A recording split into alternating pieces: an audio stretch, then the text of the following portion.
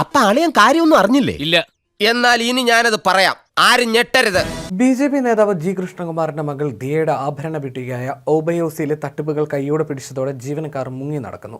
തോന്നി അതങ്ങനെ വരൂ, അതങ്ങനെ സംഭവിക്കൂ. ഈ ലോകത്തിന്റെ ഒരു പോക്കേ. ബാങ്ക് സ്റ്റേറ്റ്മെന്റുകളും CCTV ദൃശ്യങ്ങളും പുറത്തു വന്നതോടെ ജീവനക്കാർ നടത്തിയ പണാപഹരണം വ്യക്തമായി.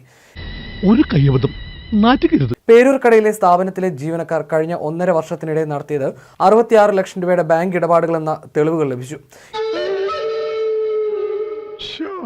അതേസമയം മൊഴി നൽകാമെന്ന് അറിയിച്ച 3 ജീവനക്കാരും പോലീസ് സ്റ്റേഷനിലെത്താതെ മുങ്ങി നടക്കുകയാണ്. ഞാൻ നാളെ മോർണിംഗ് പ്ലെയിന് ദുബായിക്ക് പോകും.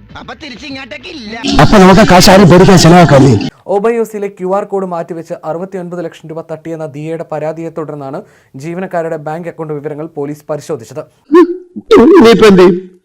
കക്കാൻ പഠിച്ചാൽ നിൽക്കാൻ പഠിക്കണം. ഈ പണം തട്ടിച്ചോ മോട്ടിച്ചോന്നുമല്ല, നമുക്ക് തന്നാ. എന്തിന് അവരെ പറഞ്ഞു പറ്റിച്ചേനാ? 2024 ജനുവരി മുതൽ 66 ലക്ഷം രൂപയുടെ ഇടപാടുകളാണ് വിനീത, ദിവ്യ, രാധാമണി എന്നിവർ വലിയതുറ SBI ബാങ്കിൽ നടത്തിയിട്ടുള്ളത്. നീ എന്തിനാണ് ഈ ലോകത്ത് ജനിച്ചിരിക്കുന്നറിയാം?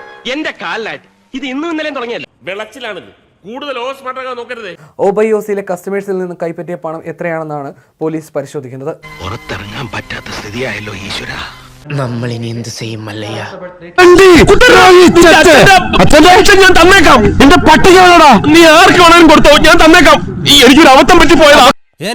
ഞാൻ പോകുന്നു. Bye bye.